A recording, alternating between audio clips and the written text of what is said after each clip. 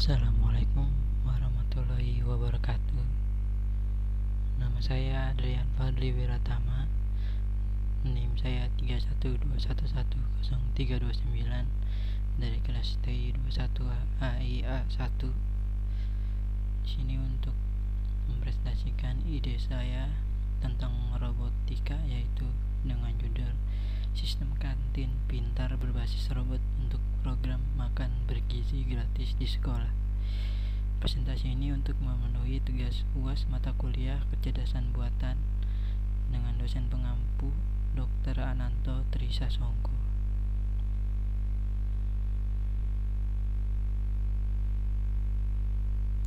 Oke, pendahuluannya. Jadi makan bergizi gratis ini yaitu merupakan program andalan pemerintah Prabowo Subianto dan Gibran Rakabuming Raka. Mereka berdua adalah presiden dan wakil presiden dari negara Republik Indonesia, yang resmi dimulai pada Senin hari ini, tanggal 6 bulan Januari 2025. Program ini diselenggarakan di 190 titik di 26 provinsi selama Januari hingga Maret 2025. Diharapkan program MBG bisa menyentuh 3 juta penerima manfaat yang terdiri dari balita, santri, siswa PAUD, TK, SD, SMP, SMA, dan ibu hamil serta ibu menyusui. Jadi sebelumnya makan bergizi gratis ini namanya makan siang gratis ya, tapi diubah menjadi makan bergizi gratis. Makan bergizi gratis memang menjadi program andalan dari presiden kita sekarang, Prabowo Subianto, yang sebelumnya dijanjikan saat beliau melantik menjadi presiden. Selanjutnya tujuannya itu membuat robot AI yang dapat membantu pekerjaan kantin sekolah dalam hal melayani siswa, guna untuk membantu sumber daya manusia mengurangi kesalahan dan mengurangi sistem manual. Jadi tujuannya dibuat proyek ini atau ide ini untuk mengurangi sistem manual seperti pencatatan dan yang lain-lain, supaya tidak ada kesalahan kecil maupun kesalahan yang besar. Jadi robot AI ini mengurangi kesalahan tersebut, karena robot AI ini diprogram secanggih mungkin untuk tidak melakukan kesalahan.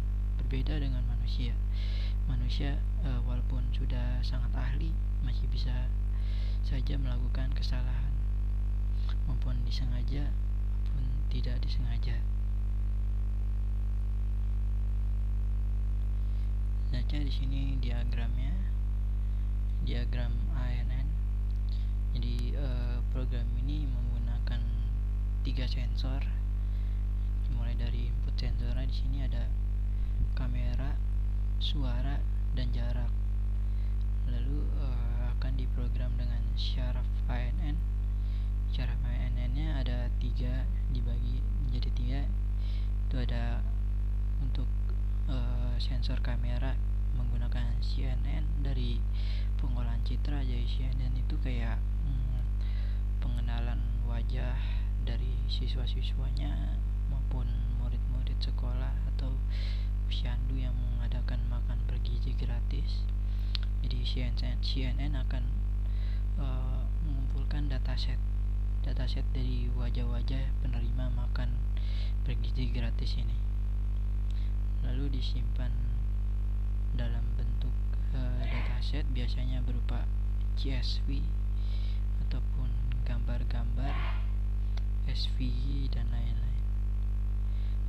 Kenapa menggunakan CNN? Karena CNN ini menggunakan layer yang berlapis-lapis ya.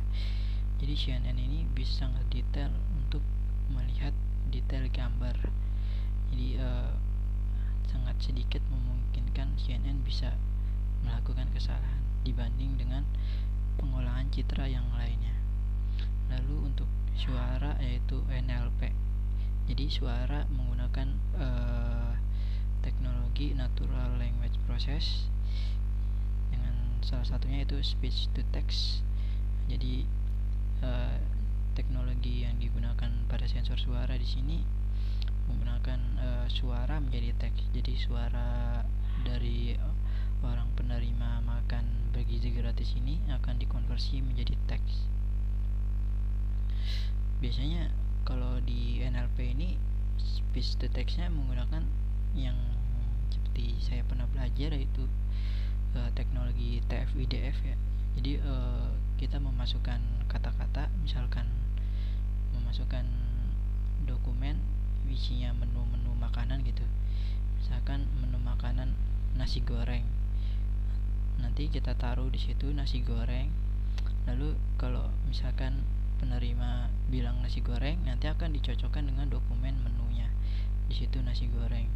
Jadi NLP juga membantu pre-processing ya. Jadi mengurangi kata-kata yang tidak penting atau tidak perlu agar menjadi singkat. Nanti akan ditokenisasi, jadi lebih mudah dikenal oleh mesin. Yang selanjutnya sensor jarak. Di sini akan menggunakan sensor ultrasonik.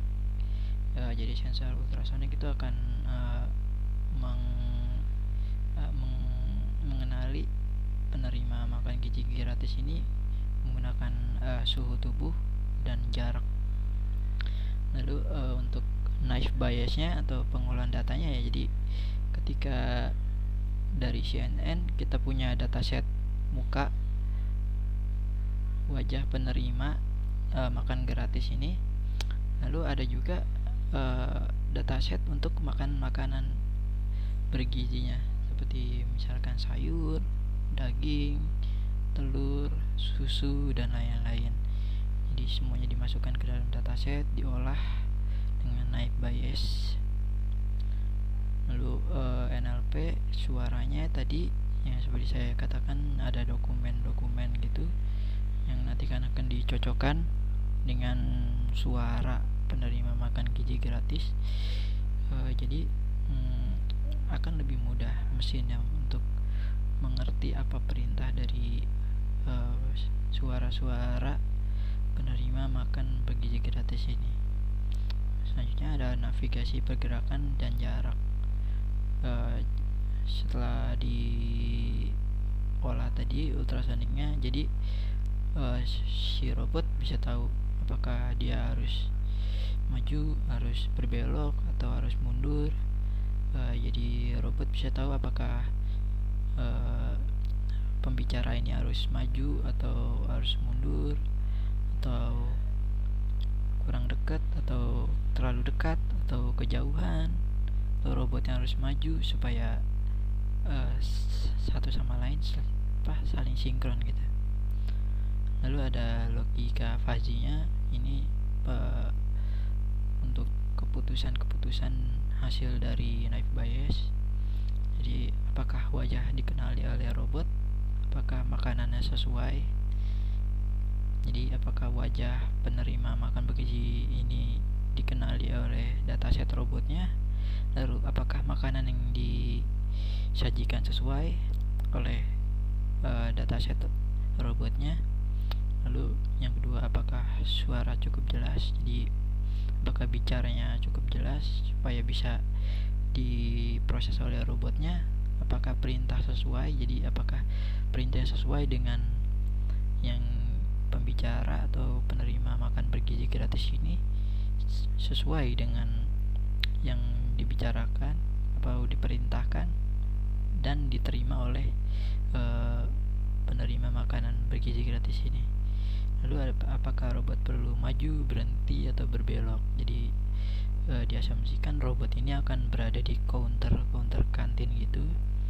Jadi robot apakah harus maju atau berhenti atau berbelok, apakah pembicara harus lebih dekat atau pembicara harus lebih jauh atau bagaimana.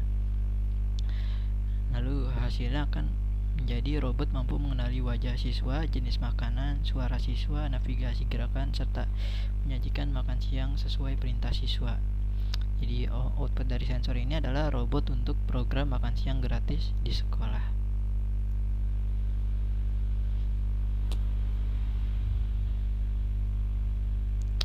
Lalu kesimpulannya, robot AI memang terdengar menjanjikan, namun realisasinya akan sangat menantang.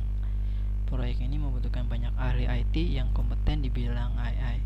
Sementara perkembangan AI di Indonesia masih relatif lambat dibandingkan dengan negara-negara maju yang sudah memanfaatkan robotika di berbagai sektor. Selain itu, karena proyek ini ditunjukkan untuk instansi pemerintah, tentunya diperlukan anggaran yang sangat besar agar dapat diterapkan di seluruh wilayah Indonesia. Menurut saya di Indonesia memang ahli IT yang kompeten di dalam bidang AI masih sedikit ya, karena AI ini seperti bayi yang baru lahir di Indonesia gitu. Jadi masih butuh banyak perkembangan, harus perangkak dulu, harus belajar berjalan dulu supaya nanti bisa berjalan sendiri. Tidak seperti negara-negara lain yang sudah memanfaatkan robot untuk di berbagai sektor gitu. Tentunya ini juga tantangan untuk Indonesia sendiri karena AI sangat diperlukan nantinya ke depannya. Sudah tidak ada sistem manual lagi untuk menggunakan sumber daya manusia yang terlalu banyak.